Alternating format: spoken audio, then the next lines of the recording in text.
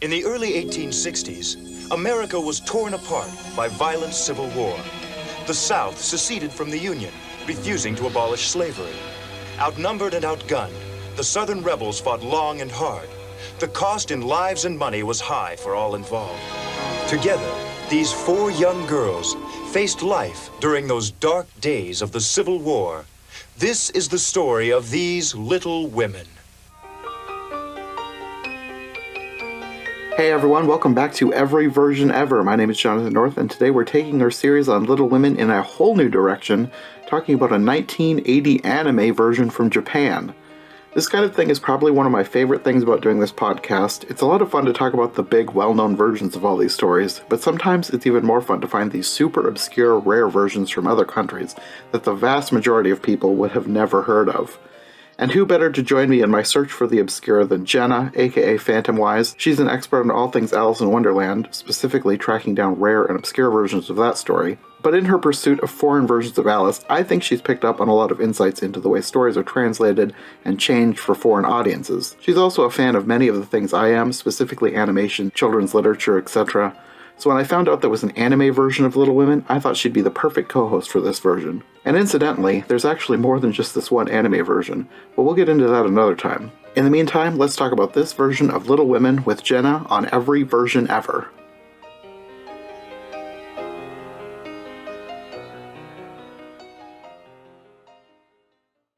The main reason that I wanted to do this one with you was because you've seen a lot of anime from this time period, specifically all those Alice things. And I knew Sarah probably wouldn't be that interested in this, and I didn't know a lot of other people who would be, I don't know, interested in an obscure 1980s anime. True. Especially like kind of classic literature, coming of age, slice of life. Yeah. And to be honest, like my favorite in this genre is more Anna Green Gables, and I think a lot more people would be like into watching Anna Green Gables anime than Little Women anime. There is an Anna Green Gables anime. Yeah, I still need to watch that, but I mean, I understand it would be hard to find someone. Yeah, one of these days I'm going to do Anne of Green Gables for this podcast, but it's going to be more of a time commitment than just a regular story, because Anne of Green Gables, as far as I know, has almost exclusively been done as series or mini-series. There might be a movie or two here and there, but for the most part, it's a much longer watch time compared to just watching some movies. Yeah, and I think even the main movie series has like multiple movies for anime. Yeah, and they were mini-series, so they're like extra long movies when they're all put together. Yeah. So yeah, it's quite a bit of a time commitment. So or this was just an hour. So. Yeah, this one was not bad, and I kind of happened on this by chance, but apparently there are at least 4 adaptations in anime of either Little Women or one of the sequels. There might be more, but I know of at least 4, and I found one while I was trying to find this one again that was from the same series as one of the Alices that we talked about. Let me know when you find that one.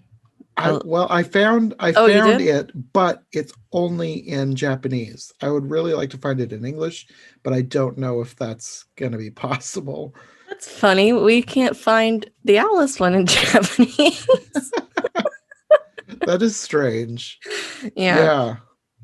Anyway, so I guess my first question is, how familiar are you with Little Women in general? I've read it. It's not my favorite of this genre, but I've read it. Yeah, and I also refreshed myself before this, and I was like, I guess it's all coming back. So familiar enough, I guess. Yeah, I read it, and it was read to me when I was younger, because I think my mom read the whole series to us as kids, and I didn't have much interaction with the story between then and now. I've had like little interactions here and there, so I'm familiar enough with the story, but it had been forever since I'd actually been through the entire thing. So I'm currently working my way through an audiobook. I'm about maybe halfway through the second half. So for the first time recording with you, because I've recorded 2 other episodes already, and I had not finished the book at that point. But this anime only covers the first half of Little Women. It was originally published in 2 halves. So Little Women was the first half, Good Wives was the second half. So this is just an adaptation of the Little Women portion. So just the first half. So I've actually read the whole thing that this covers. So I feel like I can speak with a little bit more authority on how accurate it is. Whereas with the other 2 that when I recorded them, I was only familiar with other versions I'd seen and like the bits of the book that I'd gotten through in the audiobook. Now I've made my way through that whole part, and it's kind of interesting to see how this one managed the material versus the other ones and what they took from other versions. Because I noticed things in this that were pretty much directly taken from other adaptations, but not the book. Really? Which was really interesting. That's interesting. As we go through it, you'll have to like tell me what's been taken from other adaptations. Yeah, there's This actually is quite a lot. This is only my only Little Woman adaptation. So you haven't even seen like the most famous one, the 94 version? No, I've heard of it. I've Okay. probably seen screencasts, but I haven't watched it. Well, that's the one that everybody always talks about. It's like, this is the best version. I have heard about it. Yeah. As I'm watching through, there are aspects of different ones that I like and things that I think that they could have done better. So I'm not like one of the 94 purists. Like there's a lot of people who just really love the 94 version, and I like it, but I can see flaws. Although I will say, in terms of like an adaptation, it's better than this. Yeah, this one's kind of weird. Yeah, it's very interesting. Yeah. I mean, it's like technically, I guess it is faithful to the first half of the book. Like technically, like if you had to make me say whether it was like a faithful adaptation, I'm like, yes, it is, I guess. There is one thing that really confused me because I couldn't remember it in the book. We'll probably talk about that more later. I think I probably know what you're talking about. We'll get there. Yeah, we'll get there. But I mean, otherwise, I'm like, okay, yes, technically, it's okay, but does it do it well? Maybe. And then the thing is, I can't precise. That is the interesting thing about this, because I can't say it doesn't do it well either. Because when I thought to myself, does this sum out the first half of the book? I was like, technically, yes. But on the other hand, it's like, is it how I would choose to adapt it? Probably not. It would be better as a series. Yeah. And eventually I would like to watch the series that came from this special, because this was originally a special that spun off into a series. But I'm wondering, because I haven't watched any of those episodes yet, and from what I've seen, they changed all the character designs. So I'm wondering if the series that followed this just kind of starts over, just like starts at the beginning and just works its way through the entire book. I don't know yet. We'll find out eventually. I kind of hope so, because I feel like they didn't really give enough time to the stories they adapted. Yeah, that's part of the problem here. Yeah, they really went fast. Like it's only an hour. Yeah. They barreled their way through. To be honest, like if you gave me an hour, I'd probably only choose like at most maybe 2 episodes from the first half of the book. Not how much did they did? They did like 6. They did a whole lot. They did a lot, and it's just like squeezing a lot into a little package. And a few things that weren't in the book. So let's start at the beginning. The beginning kind of gives you a flavor as to how they're going to be changing the story, because at the beginning they really hammer in that this takes place during the American Civil War, and they talk about what the war meant. And I'm wondering if that's because this was for a Japanese audience and maybe they didn't know too much about the American Civil War and what it was about. So I'm wondering if that's where this emphasis on the war came from, because it is true that this takes place during the Civil War, and yes, their father is off fighting in the war, but it wasn't a focus of the story. Yeah, I remember that. they didn't really go into what the war was about in the story. Mm. They might have mentioned it briefly, but I can't really think of anything specific. And I feel like if they had gone into, like, this didn't go into like super details on what the war was, but it went into more than the book did, I'm pretty sure. Yeah, that's what I felt like that. I did actually think it was good background context. Yeah, especially if Because it is for a Japanese audience who wouldn't. yeah, well, I think even for a modern American audience, because like if you showed this True, to yeah. kids, they probably wouldn't, what's the Civil War. Mm-hmm. Though the part they kind of say Southern rebels. I did know they said Southern rebels while showing the American flag, and I was a little confused at one moment. The way that they phrased that whole thing, I was wondering if they were going to say that the March sisters were on the southern side, but I don't think they were. Like, I I think don't I'd think they. remember that if they were in the book. I'm pretty sure Yeah, they were not.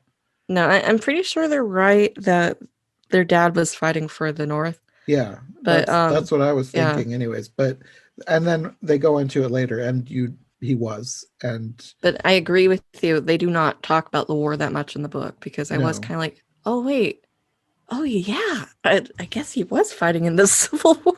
yeah, Like you don't really get that. He's just kind of not there. yeah. It's mentioned briefly at times, but yeah, there was no like in depth as to what he was doing. I guess it makes sense, like for the time period though, because everybody knew about the Civil War. Yeah, and this was released around that time, so Yeah, everybody would have known anyway. yeah, it's like So preaching to the choir, right? yeah, Like war hard. Thanks. yeah, But I did actually think that was really good background context. So I mean, I think I'd give them a point for that. yeah. It's not something that I'm feeling too critical of them over. It's just an interesting addition Yeah. that I haven't seen in other versions yet. Like, I haven't watched, probably I haven't even watched half of the versions that are out there. So maybe there's some that do this, but so far there's not been this much emphasis on the Civil War. Yeah. Moving on to the first shot of this gets me a little bit when Joe falls over, and I'm like, okay, doesn't it start in the living room or something? But they decide Joe falling over on the street is a better opening, and the Well, doctor the passes by and it's like, Merry Christmas, also get inside and get warm. She's like, some of this, not that part specifically, but a whole bunch of this opening was taken from the 1949 version. interesting. And I haven't seen it yet, but the 1949 version was based on an earlier version.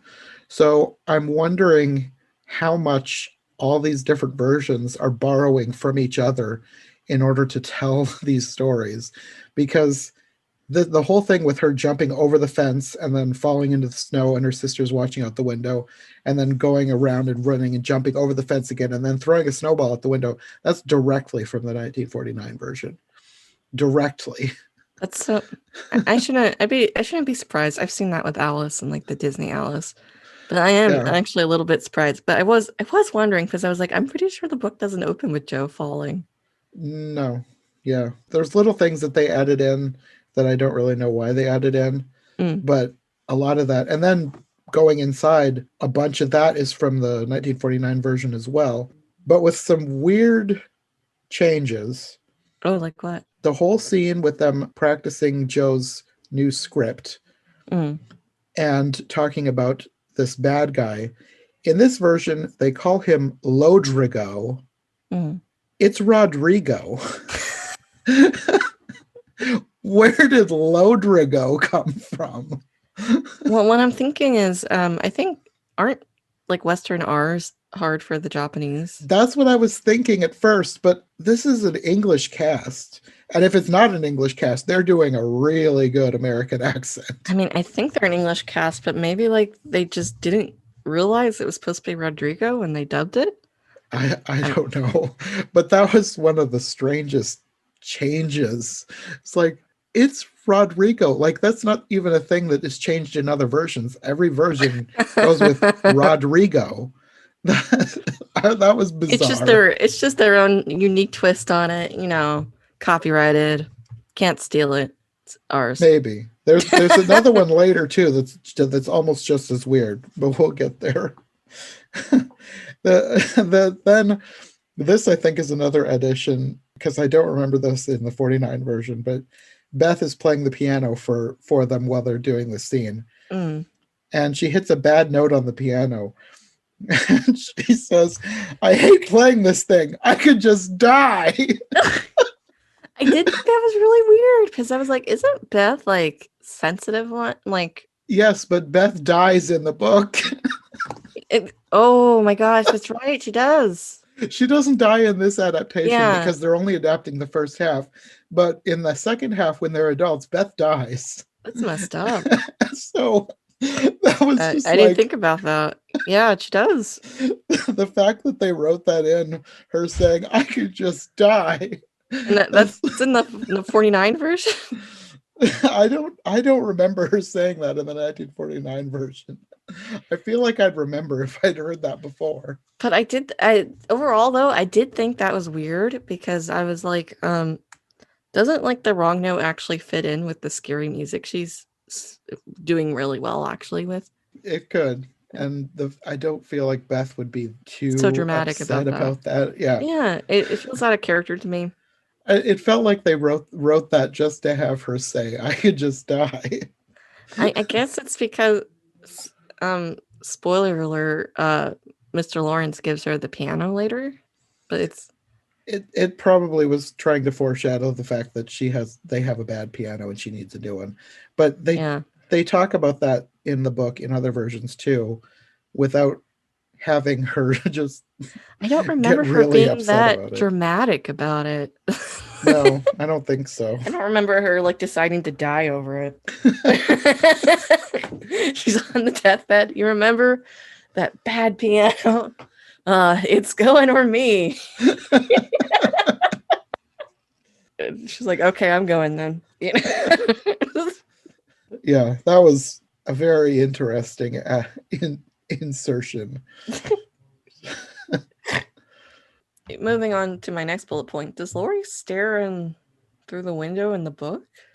Maybe, but that whole scene, that was also taken from the 1949 one. Because there's a whole thing with them in the living room looking out the window at Lori, looking through his window at them, and them talking about him. And that whole thing was adapted and shortened for this version. Like I said, most of this beginning part, a whole lot of this is from the 1949 version. Wow.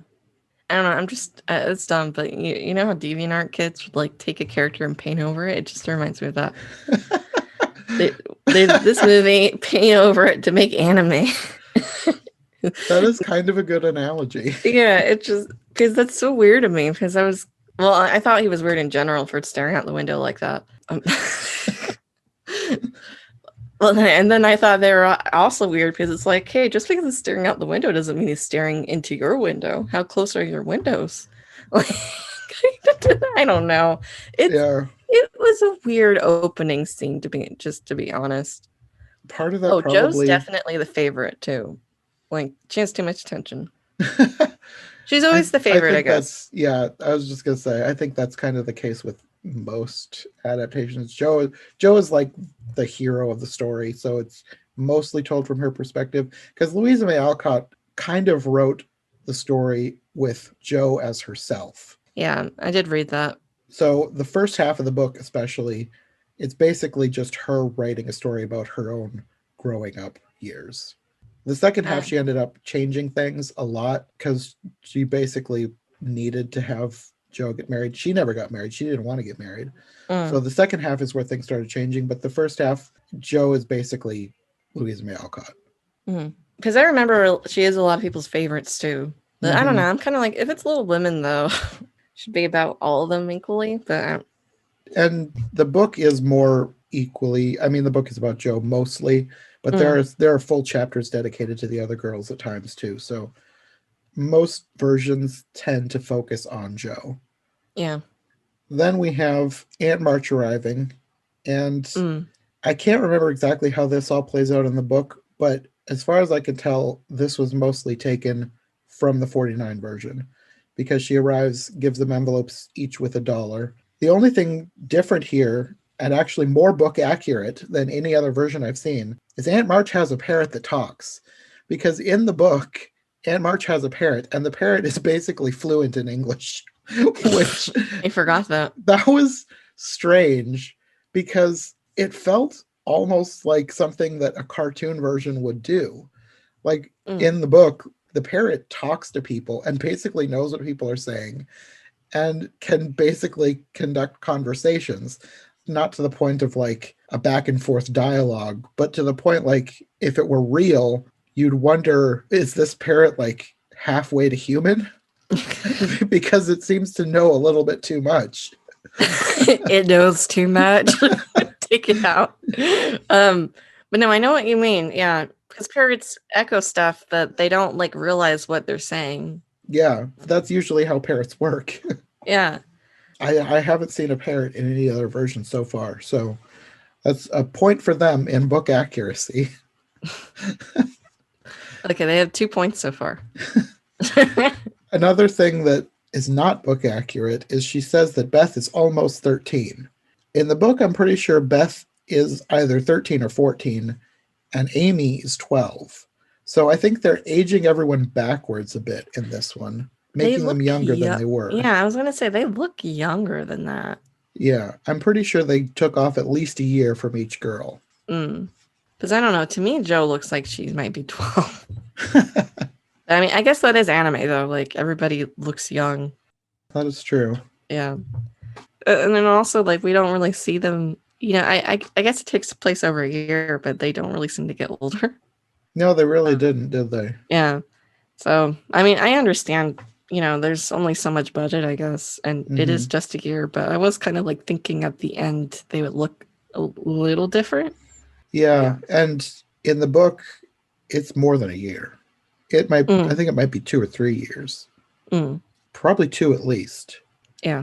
I can't remember for sure, so don't completely quote me, but I'm pretty sure the first half of the book, it's a lot more than a year. Okay, and then I have another note. The mannerisms the girls have, especially Jo, are really modern Japanese. I was thinking that they acted sort of Japanese, especially like the bowing. Like Americans don't bow, but they bow in this. Yeah. Yeah, I mean, they would curtsy. It was kind of just an odd thing, and I wondered if they did it because they're doing it for a Japanese audience and they wanted to do something familiar for them, or if they just didn't realize that Americans don't bow like they do. I don't know. They also, Jo does this like weird thing later. I forget where she does it, but she does this thing where she kind of like, yeah, like you did it. And I was like, what Civil War era girl would do that? You're right. Not even American girls do that. So, yeah, definitely for a Japanese audience, I think. Yeah. So following the scene with Aunt March, they go shopping, which is another thing pretty much taken from the 49 version, even though something similar does happen in the book. But the way book, this don't they decide like to give up their money before, like they don't even buy the things? It could be. Something similar happens in the book, but it's been long enough since I read this that it's not fresh enough in my head, so I don't remember if they went shopping and then returned it. But that's part of the reason why I say this is taken from the 49 versions, because this pretty much exactly happens in the 1949 version. And I just watched this one the 49 version last week. So that one's more fresh in my mind than however long ago it was that I read these chapters of the book. But yeah, they go shopping. They buy almost these exact things. I believe that Amy bought pencils in the 49 version instead of pastels. And then later she says watercolors. So I don't know if that's like an interchangeable thing, but pastels and watercolors are two different mediums. They're two different things. I mean, I guess you can get pastel colored watercolors. You could. But anyways, that's what she buys. Something, either pastels or watercolors. She uses something both words. Yes. And Meg gets a hat and Beth gets music and Jo gets a book. I don't remember if I said that. Anyways, they buy these things and then they go home and there's a letter from Father, and they eventually decide to go back and exchange all the things that they bought for presents for Marmee. I do think, because I'm fairly certain in the book, I don't remember if they read the letter, but I don't think in the book they go out to actually buy the things. They talk about buying the things. And I actually do like the change that they go to buy the things and then decide to return it. Though I have to take a point away because apparently that's not their original idea.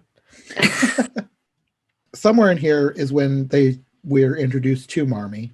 And we get the other big name change here, because the reason that Mother is missing at first here is because she's visiting the Hamnels or Handmills or Handmills. I couldn't realize what they were saying. I couldn't figure out what they were saying, but it is the wrong name. The family in the book and all other versions that she is helping is the Hummels. The Hummels. Yes. So they maybe just didn't understand the word the Hummels. But again, it's an American voice cast. You'd think that somebody somewhere along the line would have said, hey, this is the wrong name here. It sounds like I don't speak Japanese. It sounds like maybe what they changed it to was a Japanese pronunciation of the name. Like you said, it was Hanwell, like something like that. I couldn't quite make out. It was an M and an N. I'm pretty sure, instead of two M's, and then an A sound at the beginning instead of a U. Because it's Hummel in the book and all other versions, but here it was like Hamnel or Hanmel. I couldn't quite tell which. It stuck out like a sore thumb to me because I'm pretty familiar with how the story plays out. I know this family. It's the Hummels, and they never pronounced it right through this whole thing. Oh yeah, did you notice Joe's sign said on reading, keep out? I did notice that, and I thought it was a little strange, but I wasn't sure if that was like something that they would have said back then, or no, it's not. Yeah, I saw it, but I didn't know what they were going for, so I didn't even write that down. But yeah, I did notice. Yeah, I'm pretty sure there's a lot of cases in animes. I make it sound like I know this, but there's a lot of cases in animes where they put like English like sentences or words, but they don't necessarily have somebody who could check to make sure it's said correctly or spelled correctly. So actually, this sign is actually pretty good compared to other animes that use English. Well, I guess we can file that with maybe the Lodrigo and the Hamnels. So the next morning is the big Christmas breakfast scene. And this goes by really fast. Like in the book, there's a lot of agonizing over whether or not they should give up their breakfast for the Hummels, because this is like a once a year thing for them, because they used to be a wealthy family and they are now pretty poor. So to have this kind of a feast, it's a rare and special thing for them. So they don't easily want to give it up. And they have this whole discussion about it. And here it's just the mother suggests that they give it to the Hummels or Hamnels, and they all agree that they should do that. Well, I mean, they feel bad before she suggests it, but yeah. That's true, but that also, I think, was taken from the 49 version, because is there anything that's not from the 49 version? There was a whole bunch of stuff in here that reminded me, like it was like they took the 49 version and then shortened it up a lot. Like even there was one bit of dialogue where in this version, Amy says, "Did I wear really nice clothes when we were rich?" Something like that. And in this version, she's asking this to Hannah, and Hannah says, "Just diapers." But that was from the 49 version, because Amy was talking about what she wore or must have worn when they had money. And Joe retorts that she was in diapers. And it was a funny moment. Like that was a funny joke in that version. And here it was just kind of nonchalantly said. And it wasn't as funny as it should have been. But that was, I don't remember that passage from the book at all. And if it was, I've forgotten it, but it was definitely from the 49 version. Just they swapped who said what. They talk about Laurie being sick, and it says in this one he has a cold. He had something different, but I don't remember what it was called. And it probably was just easier to say he had a cold. But the thing that stood out to me was like, she goes to visit him when he is sick because he has something that she can't catch. So she's in this version, she's visiting him when he has a cold. She could catch a cold. Yeah, I actually have that written down. Visit me and get my cold. Yeah, they probably changed it to a cold because it was more recognizable, like it's a not life-threatening illness that he could have.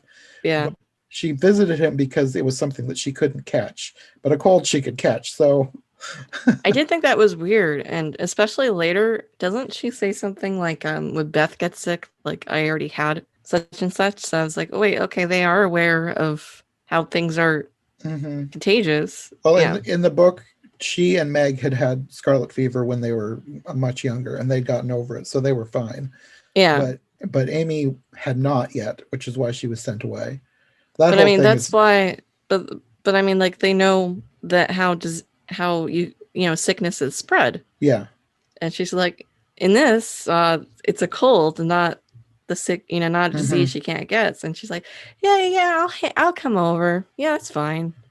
I don't know. Maybe we're more conscious of it because of what we're living in right now. But also, I have the note: Lori feels too ill to help with shoveling, but not too ill to escort her home. But I guess if you had something else in the book, that makes more sense now. Yeah. I think it's just the change that this version made was to give him a cold instead, and that kind of is questionable considering everything else that happens. Yeah, it's a little confusing. There's another line here that was very weird. When they're visiting, he says, "I hope it doesn't bother you that I'm so much richer than you are."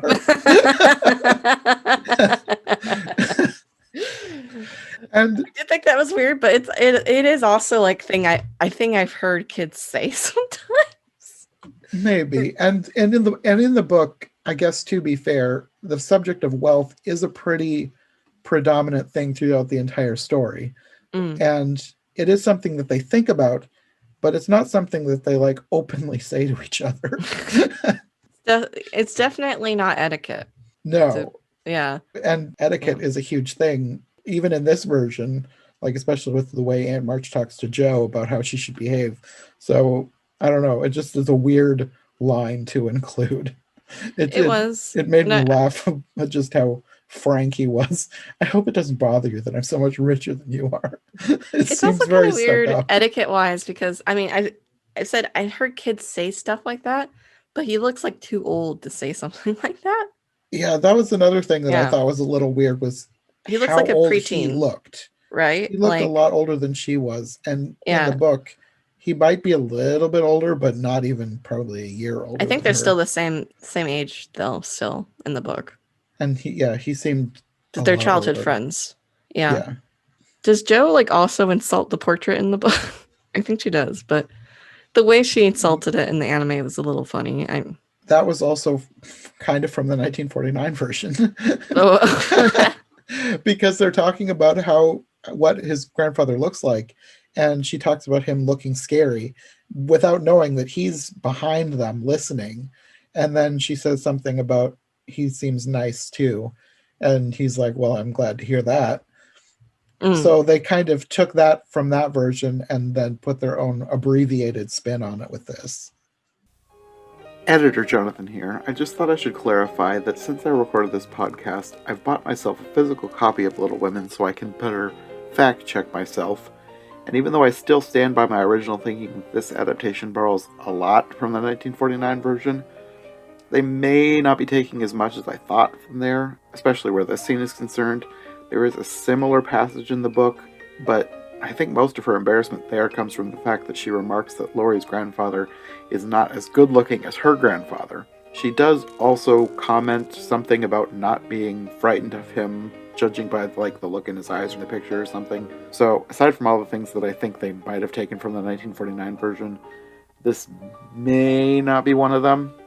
I don't know. Anyway, I just thought I should clarify because we're going to keep talking about how much the anime may or may not have taken from 1949, and I just figured I should maybe step in and clarify that before we continue. Okay, back to the show. Wow. That's kind of how I was feeling watching this whole thing. Like there were new things thrown in here and there, but everything was like a weird anime deja vu. And the 1949 version, they really shortened things up, but they did it in such a way. Like, this is something that I pointed out when we talked about it for that episode. Even though the 1949 one, it kind of feels like a play, in that everybody doesn't feel like super natural, but the writing, the way they shortened it, the way they combined scenes, the way they made everything flow was really well done. Mm. And because this one is trying to shorten it even more, and they're taking so much from that and some from the book, and then some things they're throwing in from themselves, it doesn't feel right. It Like, doesn't feel cohesive. yeah, yeah. Whereas even with the flaws of the 49 one, I would never say that the writing is a flaw, because I think they did a really good job adapting a very long book into a 2-hour movie. Mm. And this, it's like trying to adapt the 2-hour movie plus bits of the book, plus throwing in their own ideas down into a 1-hour special, and it doesn't flow very well. Mm. Another thing I think to do with that is, from what you're describing to me, it sounds like 49 like put like spins with a little humor, right? Yes. Yeah. And whereas this anime just kind of like totally misses the humor because it's like Yeah. clumsy. Yeah. It comes off strange instead of funny. Yeah. I'm also wondering if the 49 version, maybe that was, I don't want to say it's their primary source, because there are things from the book in this version that weren't in the 49 version, like the parrot. But I'm wondering if they started with the 49 version and kind of worked their script backwards from that. Because at the time that this was written, that probably was the most recent version, because there were some TV versions that I haven't seen yet, but I know they came between the 49 version and this one, because this was released in 1980. So, at least in Japan, the 49 version probably was the most recent version that they had to go off of. Mm-hmm. So that's probably why there seems to be so much borrowed from that instead of other sources. I'm feeling like this is like more because I've had a lot of experience with Alice animes, and a lot of them do take things from Disney, the Disney Alice, but I've never experienced an anime that took this much from a different Yeah. source personally. Like, I've heard of it, but I've never actually like watched something like that was so heavily inspired by Mm-hmm. a previous movie. I'm kind of wondering, possibly maybe because Little Women isn't as well known in Japan, then like because Alice Probably. itself is like really well known in Japan. Mm-hmm. Maybe Little Women, they depended a lot on the movie. That's what I'm wondering. Yeah. There's another question. If there's probably a Japanese dub of 49, maybe they got the Ludrigo and stuff from it. It could be. Yeah. I don't know. That would be interesting. That's a good idea. All right. Okay, that's all the notes I have for the Lori scene. Do you have any more? Yes. Okay, go ahead. So, and we talked about talking about the picture of his grandfather. There's another Yeah. picture that they talk about, which is apparently Laurie's sister. And I don't think that that's from anywhere, Really? because I don't remember Laurie ever having a sister in the book. I don't remember Laurie having a sister in any version that I've seen. And while the grandfather does make mention of a granddaughter who died years ago, as far as I remember, there is no indication that it was a granddaughter related to Laurie. And I mean, it probably would have been related, but I Well, he think I could would have had remember if other he had a sister. kids who had kids. Yes, exactly. That's how I always interpreted that. It was another son or daughter that had this child that died. But in this one, not only is this little girl a child directly related to Laurie, but apparently she looks exactly like Beth. Yeah. Which is another thing that I've never seen that before. Like, in this version, they have the reason that Mr. Lawrence is so fond of Beth is because apparently she looks exactly like his dead granddaughter. And that's That's not not a creepy. thing. That's not a thing in the book. I know I'd remember that. That's because he's watching her, and she like morphs into his granddaughter. Like her hair changes, her clothes change. He sees his granddaughter exactly in Beth. And in the book, in other versions, it's just Beth is in a similar age and she plays the piano, and that's why he takes a liking to her, because it's somebody who can play this piano which is sat silent for so long. And Beth is just a quiet, sweet little girl that maybe sort of reminds him of his granddaughter, but not because she looks exactly like his granddaughter. But they made it very specific that he sees his granddaughter in her because of how she looks. And that was weird. Yeah, like just looking it up right now really quick. Like I tried typing in Little Woman Kathleen, Yeah, Little I did the Woman same Laurie's thing. sister, and I'm just finding that he is reminded of his granddaughter. Nothing about Yeah. Yeah, I'm not seeing anything about like her reincarnation. I'm kidding, but No, um I did the same thing. I couldn't find anything because I feel like I would remember something like that, and I thought that's a huge oversight on my part if I've forgotten that Laurie has a dead sister. So, and I searched and searched, I found nothing. yeah, I mean I found one thing where somebody was like, I think it's his sister.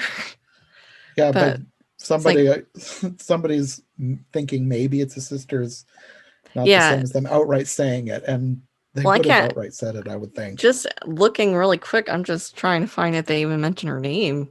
No, I couldn't find that in there either. The only thing I found was like every time I searched Catherine Little Women, it just kept bringing back to the 1930s version with Catherine Hepburn. Maybe that's what the character's named after, if it's because I don't know. It seems It like could be, I don't know. I don't know. Maybe this is original. Maybe it's stolen from somewhere else. But the thing is, it gives it a really creepy subtext. Like he's trying to replace his granddaughter with her, whereas I don't think it's meant to be that way. No, I don't think they meant it that way. Yeah. It just read as creepy to me. I also think it's weird because Laurie never mentions it. Yeah. Like, wow, you look just like my sister / cousin, whoever it is. You know, you think you'd be like, yeah, that photo, it looks a lot like your sister. Yeah.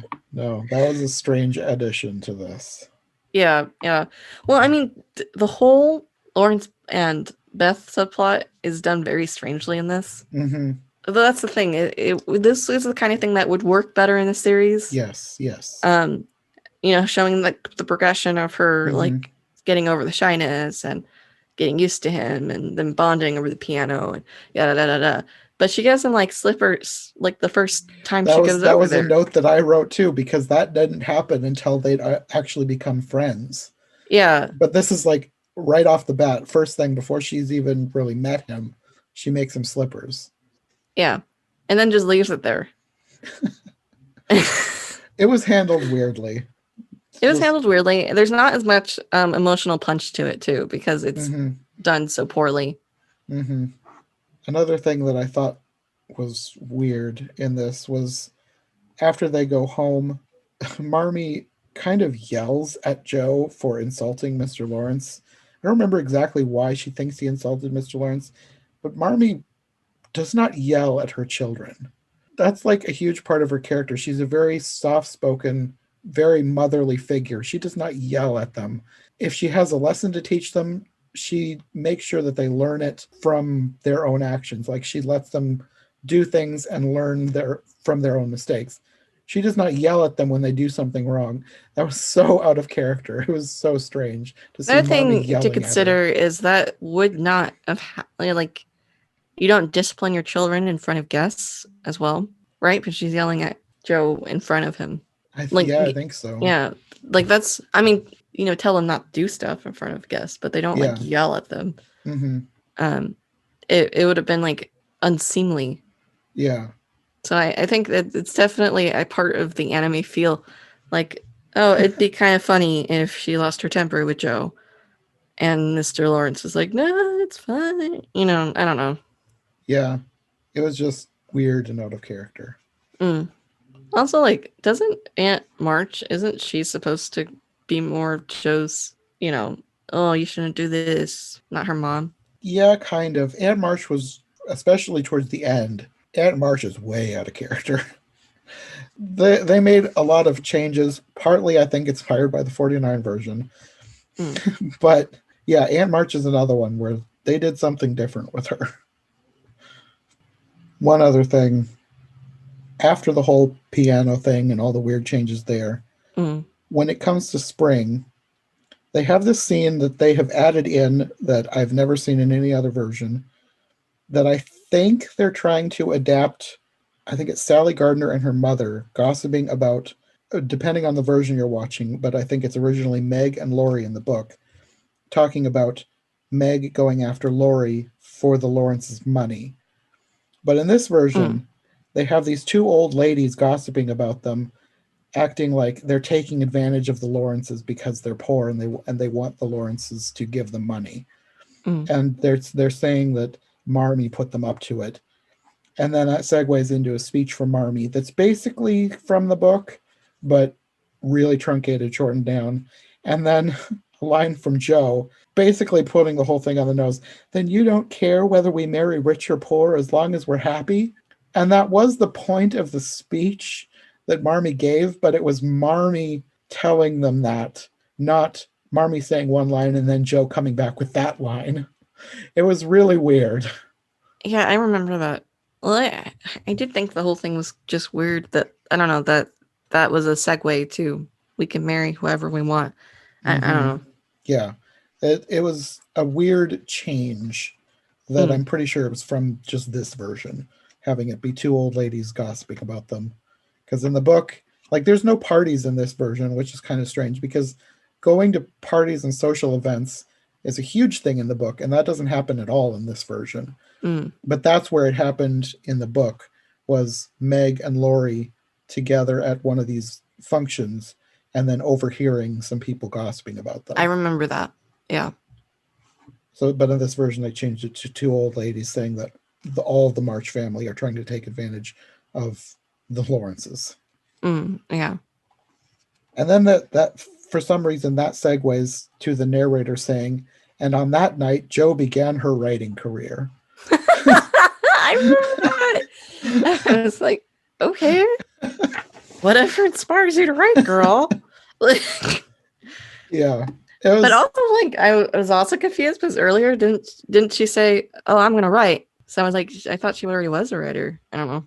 Yeah, I don't know. It was some of the changes that they made didn't make enough sense.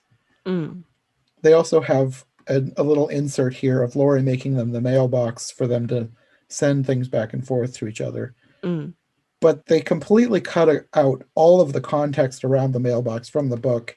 They completely skipped over Lori joining their Pickwick Club, which is a huge thing in the book that is not in very many versions. So that's mm, probably why they ended up skipping it. mm, But they didn't even have Laurie joining in with their plays like they do in other versions, because usually they combine the plays with the Pickwick Club in the screen adaptations, and they didn't mm, do that at all. They just have Laurie making them a mailbox, when the mailbox came about because of him joining their little troupe of all their little hobbies that they do, mm. which was Because they kind of did weird like that they, writing stuff, right? yeah, which is That kind of was weird very that they threw common for that the in there. time. Yeah, It was very common to like make family magazines. Yeah. Do they do anything with the mailbox in this, or is it just a I like, think it oh, was there's a just this mailbox? scene Ah. that that that happened with a few things where there's just like one scene and then whatever happened in the scene is never referenced again, including this mailbox. Yeah. But then there's like an abrupt cut here where Beth finds the piano in their house.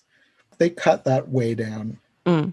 But yeah, even here it just seemed like such an abrupt shift of scene, because they go from the mailbox like directly to the piano, and then I think there's another cut right after that, because like she goes to Mr. Lawrence, like they're talking about him needing to thank him, and then she goes over there, says thank you, and then they kiss and hug, and then there's a cut to the next scene. And they completely cut out everything else that happened around that, and just thank you, kiss, hug. Thanks. It was weird. Wasn't our subplot great? Yeah. And now we come to the weirdest and longest addition to the story that is, I have never seen this in any other version. And it comes back to the beginning with the focus on the Civil War. in the book, they do go on picnics, they do have outings, but nothing like this ever happened. Yeah, it was like, I actually paused it for a moment and I went, I don't remember that. No, this did And I not was like, happen in the book. yeah, because I was like trying to like search it up. Like, am I forgetting something? Unless I fell asleep listening to the audiobook and missed an entire chapter, this did not happen. I didn't see it on Spark Notes. So I was, yeah, I guess we might as well just say it for people who are listening and haven't seen it yet. Yeah, they're on a picnic and they see a runaway slave rafting down the river. He crashes into some rocks and he's saved by Mr. Brooks. Right before this, you get the whole doesn't really like Mr. Brooks, which is a thing in the book, like Yeah. for a lot longer and with more emphasis than they give it in this one. Mm. But he jumps in, he saves the boy before he goes over a waterfall, which is okay. And Joe is like, I always thought that Mr. Brooks was a good man. So I think that's also when she does her "you did it" move, like around there, which I'm like, hey, that's not. This is weird. Stop it, Joe. Like this is a weird moment.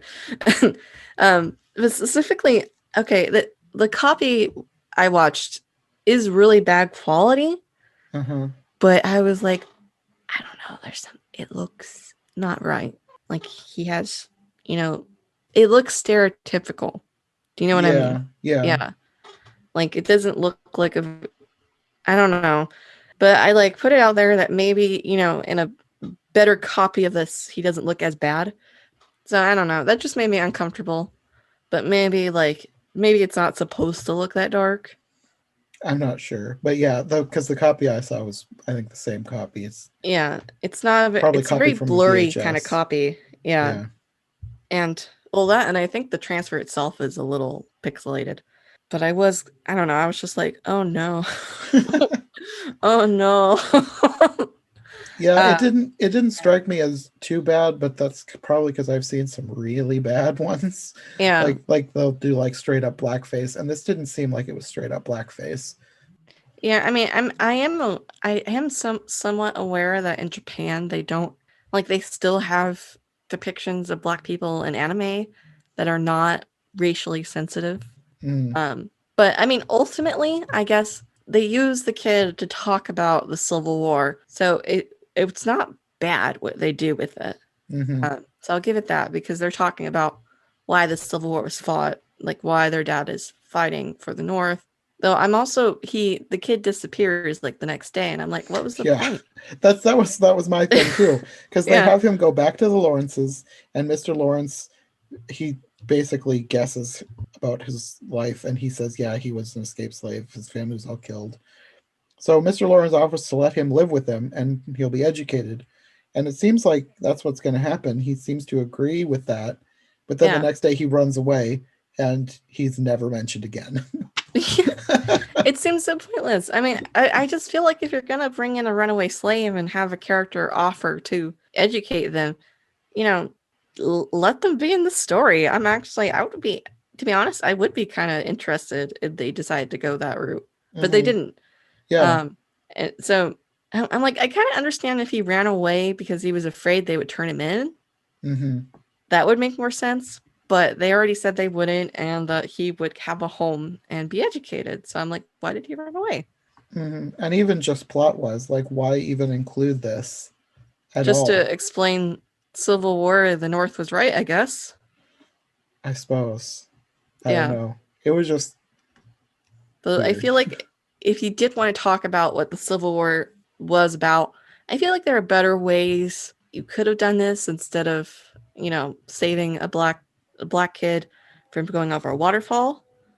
It doesn't feel like it has that much to do with the Civil War. I don't know, just the raft and the epic rescue was weird. It was weird. Yeah. It felt very, what a hero. Good guys. Yeah. Maybe they were just like, Joe really needs to like Mr. Brooks now. Because we don't have enough time to like actually dedicate to her not liking him that much. So let's just make him a hero. Yeah, it was just all around a weird scene. Yeah. I would say hands down that's the bizarrest scene in this. Yes, definitely. Yeah. So after that, we're back to Joe writing, and we're told that she's now selling her stories. And now we get another scene, basically taken straight from the 1949 version, Of course. where Lori comes over to visit her, and Beth goes up to the attic to tell her that Lori's there, and she sneaks out, and just basically directly from the 1949 version, with him watching her climb down the outside of the house and then running away, and him trying to follow her. It was directly from the 1949 version. Yeah, I didn't remember anything like that from the book. No, that was just straight from the 1949 version. Is So that whole dentist thing also from? yes, that's from the book. That's from the book. Yeah, that was another thing. I hadn't You gotten to mean that number point 39? when it's from the book. Oh, it's from the book. Okay. Yeah, because when I watched this version, I hadn't quite gotten to this part of the book yet. And like the day after we watched this, I got to this part of the book, and I was surprised at how much of this was from the book. Oh. And I was waiting for it in here, but it wasn't in this version. In the 1949 version, there's this giant mechanical pair of teeth that's on the building, and I mentioned to Sarah, I was like, would they have had something like that back then? But then the next day I was listening to the audiobook, and that was in the book. the giant mechanical teeth outside closing and opening, just as like a basic dentist sign, like come here for all your dental needs, with a giant jaw outside. And I thought that for sure that would be in here because this is already a weird version, but that was one thing they decided not to bring over. Maybe we should be thankful. That is still kind of weird to me. But I don't know where It's so I don't know weird. where they live, because I do know that Victorians did have like gimmicks for stores, but I feel like, I don't know. I thought this was like more of a smaller community. Yeah, I don't know, but it was from the book, so. Yeah. But then you get another scene that's sort of from the book, sort of from the 49 version, but they don't put the emphasis on the correct things in this scene, because she gets $1 from selling a story. Mm. And like he's supposed to be, like from other versions from the book, Laurie's not really impressed with the $1. But the point of the scene is that Joe doesn't care about the money. She just wants to be doing something. She wants to be productive. She wants to sell her stories. Mm. But in this version, she does say that she wants to get better, and that's partly why she's doing it. But she also says, soon I'll be making 10 times that. And that's not a thing from the book, because she didn't care about the money. Like, it literally did not matter to her. She just cared that someone liked her story enough to buy it. But in this version, she acts like she's excited that soon she'll be able to make a lot of money from this. And she didn't care in the book. So they kind of like missed the point. Yeah, that's what it felt like to me. Because I think that's the point of Lori not being excited about the $1, right? It's like it's... Yeah, because Lori is technically, he's rich, so $1 is nothing to him. Yeah. Well, I mean, $1 was worth a lot more back then. So it's like nothing, and it's like, well, it's not nothing because it's more about doing it. Yeah. Yeah, which is true for a lot of people who do their passions. Mm-hmm. And that was the point. That was the point. Yeah, I get that. Yeah, the anime did not get that across. I thought it was a weird scene. Yeah. So from that, we get the telegram scene next. And this is another change that they made to this version, but I feel like they make this to every version, in that their father has been wounded and their mother has to go tend to him. In the book, he just is sick. He didn't get wounded in battle. He just fell very ill, and their mother needed to go and care for him. But I guess it's more dramatic to have him gravely wounded in battle. So I get why most versions change that, and this one is no different. In this version, he's wounded, and Marmee has to go tend to him. Because it makes him more of a hero. Yeah. Because he got wounded trying to fight slavery. Mm-hmm. And then we get another scene that's basically taken from the 1949 version. Joe goes to Aunt March to get money for Marmee so that she can go, like, because they don't have enough money for her to make this journey. And in the book, Lori is the one who goes to Aunt March, and Joe wants to do something, and that's when she goes and sells her hair. But in the 1949 version, which I feel like they just straight up took that scene from there, Joe goes to Aunt March. They have this whole argument where Aunt March basically says that your father brought this on himself, and Joe storms out and then eventually goes to sell her hair. I guess what I should also mention, back at the beginning, something that this version added in was that the shopkeeper points out Joe's hair and says that she can get money for it, for selling Yeah, it. I was like, foreshadowing. Yeah, and Yeah. that's never been a thing. Yeah. Somebody at the beginning of the story telling Joe that she can get money for selling her hair, but they decided, I guess, that that needed to be a thing for foreshadowing in this one. So at the beginning, the shopkeeper tells Joe that she can sell her hair for money, and then she remembers that in this scene, and then goes and sells her hair. In some ways, I kind of get it because to us, like the thought of selling our hair is not as Mhm. common as it was back then. Yeah. You know, especially like a Japanese modern audience, modern for the 80s. Just like why is she selling her hair? Like why is that the first stop? What? They Mhm. buy hair? You know?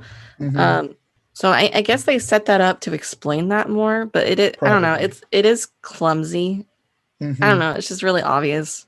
Yeah. Where I would probably like have a poster that the girls pass by or something. We buy hair, you know. Mhm. So it's not It's one of those things that it would help if there were more time to tell the story, because mm, a lot more time is given to this in the book. It's not something that if you're trying to do a 2 hour movie or a 1 hour special, you're going to want to devote enough time for Joe trying to figure out how to get some money. The hair thing came about when she basically was wandering through town trying to figure out what she could do. And then she sees a sign and then goes in, and there's a whole discussion with the barber and the barber's wife about selling her hair. And that's a lot of time that they probably don't want to spend in telling the story. So they've mm. tried to shorten it as much as they could. So for the Aunt March scene, I just have Aunt March as a bee. Yeah, I and but in the context of the 49 movie, I feel like 30s and 40s stories relied a lot on having an antagonist character.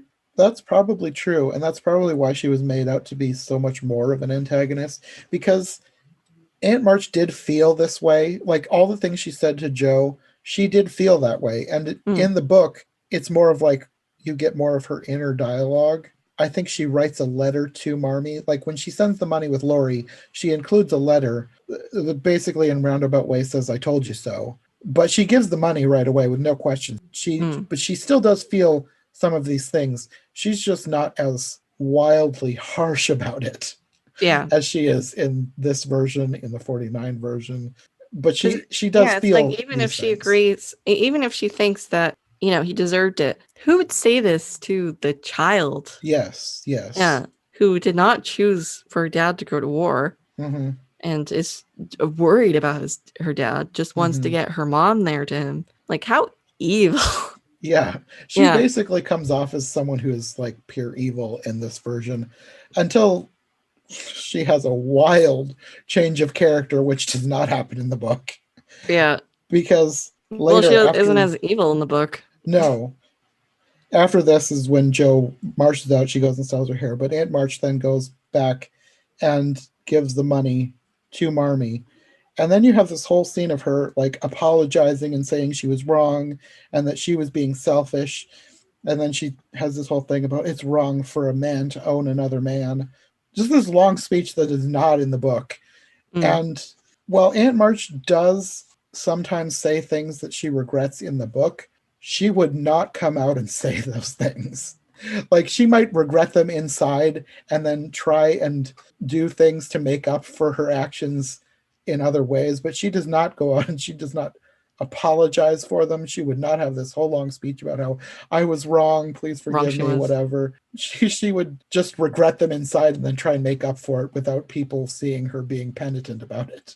Mm, That was such a weird like 180 change of character in this version, to have her being like this evil witch in one scene and then super apologetic in the next scene. It was just weird. I'm going to guess they just did, time issues maybe.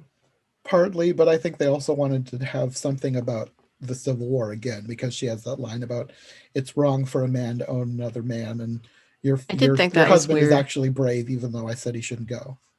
Yeah, I did think that was weird because I was like, but didn't you say he brought it on himself too? And Yeah, that's why it was just such a weird, complete 180 in her attitude. yeah. Did she say you're still rude to Joe? Yes. That made me laugh.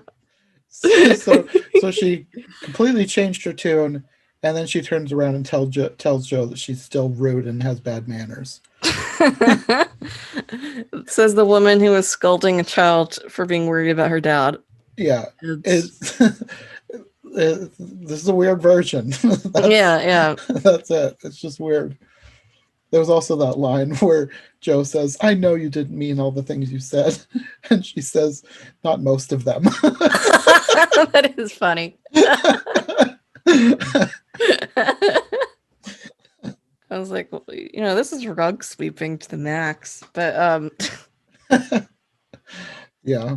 I So just love that line. You're still rude. I'm apologizing to you, and it's my fault, but you are rude. yeah.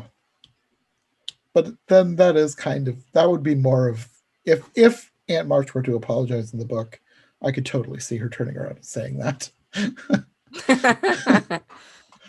Fair enough. So then we get not the I don't want to say it's iconic, but the main thing with Beth, other than the piano, the main Beth storyline. She comes down with scarlet fever. While Marmee is gone, she's going and taking care of the Hamnels. Hmm. Hamnels, whatever their name is, the Hummels in the book. Mm. She's taking care of them, and the baby straight up dies in her arms, and that's in the book. And the way it was described in the book is like, ugh, chilling. Like Mm. she writes that scene very well. They do shorten it here. This scene does not have the emotional impact that either the 49 version or the book has. Of course. So she's sick now. This is all very, very short because this is within the last maybe less than 10 minutes. This is all run through so quickly. Amy is sent away. In the book, she lives with Aunt March for weeks, if not months, while Beth is sick. And everything happens within days, if not hours. It's so short. So she falls ill, mother is sent for, but in the book, there's a whole thing about they're not going to send for her because they don't want to worry her because she's trying to care for their father. And Beth is sick for a long time, getting worse and worse and worse before they decide to send for their mother. Here, they basically send for her right away. So she comes home and she's getting better. Like she falls ill and is almost instantly getting well again. And then a few weeks pass. It's almost Christmas, and father comes home, and there's the whole reunion scene with them slow motion running to his arms. I don't know why that struck me as funny. It just did. And I also thought it was funny. He hugged the other three girls, and presumably Beth is feeling left out on the couch. I don't know. I just took it as that she was too weak to move. But if I was the dad, I would be like, I'm gonna go over to her and we'll hug together. Like, oh, that's true. Yeah, it's like okay though. But yeah, that's pretty much it. After he comes home, there's another thing from the narrator about war and how these little girls are growing into little women, and that's the end. Which is weird because other than Meg, I don't feel like they were really growing into little women in this. They don't age. Not really. Yeah. They did not spend enough time. Like you can tell that time is supposed to be passing, but everything is sped through so quickly that it doesn't really feel like time is passing very fast. It just doesn't look like time's passing very fast. No, too. they didn't visibly age them at all. Yeah, the only difference is Joe gets a haircut. Yeah, and being that this is animated, because with the live action versions, that's one of the limitations with that, is that it's really hard to age them up. With animation, it would be so much easier. You can have them really young at the beginning and have them gradually aging as the story progresses and have it visible and noticeable, but they did not do that in this one. In some ways, for cheaper productions, I think in some ways it can be harder because then they have to do character designs for different age. But I think with this, like, since in this, it's kind of like in the context of 1 year. At least that's how I remember the anime portraying it, that the anime is like 1 year. They could have just done, at least made them like look different at the end. I think it's 2 years. I don't know. I think the anime is 1 year though. Like, it starts at Christmas. Yeah. Maybe I'm remembering this wrong, but doesn't a year pass because she's given the piano at the next Christmas? Or is that the whole season, like the whole beginning part? I don't remember. I don't remember that. Because it ends at Christmas too. Because it opens on Christmas and it ends on Christmas. But there was a Christmas in the middle, but I don't remember if that was supposed to be the same Christmas or not. I was under the impression that the anime is 1 year. It's not super defined. Yeah. It needed to have been more defined. Yeah. Anyway. So, I mean, technically, it's kind of a decent representation of the first part, but it's also not at all, and I wouldn't recommend it. Yeah, I feel the same way. It's kind of like an overview, but if you're wanting to introduce somebody to this story, don't start them with this one. This is like the Spark Notes written by someone who hasn't seen the movie. I mean, a book. Someone who's seen the movie, but not the book. This is like the Spark Notes version of that. That's kind of a good way to put it. Yeah. Well, thanks for having me on for this discussion of Little Women. You have anything else to talk about for it? I don't have any more notes. No, that was the end of my notes. Yeah. Thanks for joining me. This was fun. It was. I was thinking, like, is this going to be long enough that we're going to be able to devote an entire episode to it? But yeah, we had plenty to talk about. Yeah, we did. Yeah. Did we go longer than the anime itself? I think we did. Yeah, I think we started around 8 o'clock and it's now 9:45. So I'll probably edit this down. But yeah, we talked for a while. Yeah, well, that's good. You have some content. Yeah. Okay, well, I guess that'll probably be the end. Do you want to let people know where they can find you? Yes, I am still She Haunts Me Phantomwise on Tumblr, on a blog I don't update anymore.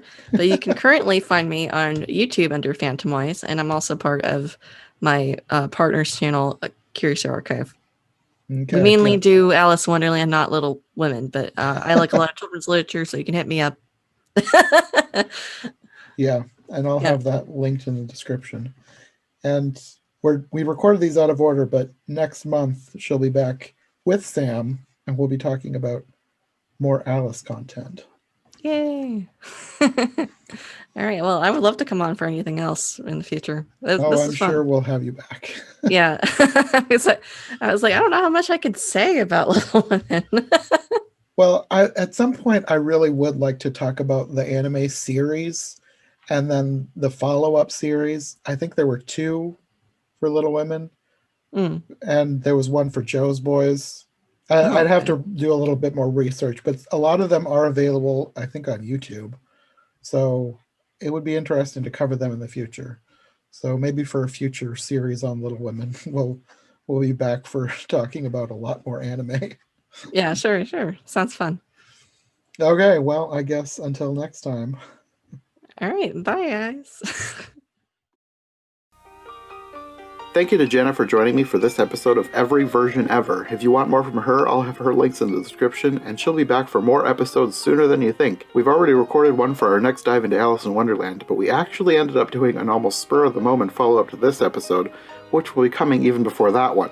And that'll be coming soon, but I think I might actually need to take a quick break from the show, just a week, to catch up on some other projects. But I will be back at the beginning of April with a brand new episode and a brand new guest, continuing our series on Little Women. Next time we'll be covering another obscure version, though definitely not quite as obscure as an animated Japanese TV special from the 80s. No, next time we're coming back to America, my friend Lisa will be joining me to talk about a 1978 NBC television miniseries. This was a 2-episode, 3-hour adaptation of the story, starring a bunch of recognizable television personalities from the time, though I personally wasn't that familiar with many of them. However, there is one pretty big one that stood out to me, with Captain Kirk himself, William Shatner, playing Professor Bear. Yes, it's probably as strange as you're imagining. So, we'll see you next time for another episode of Every Version Ever of Little Women. Thanks for listening. And so, that Christmas, the March family was reunited. The war had separated them, but it could not keep them apart. With the spirits of love and self-sacrifice, old bonds were strengthened and new ones were forged. Through the scourge of war and the perils of poverty and sickness, life went on, turning young girls into little women.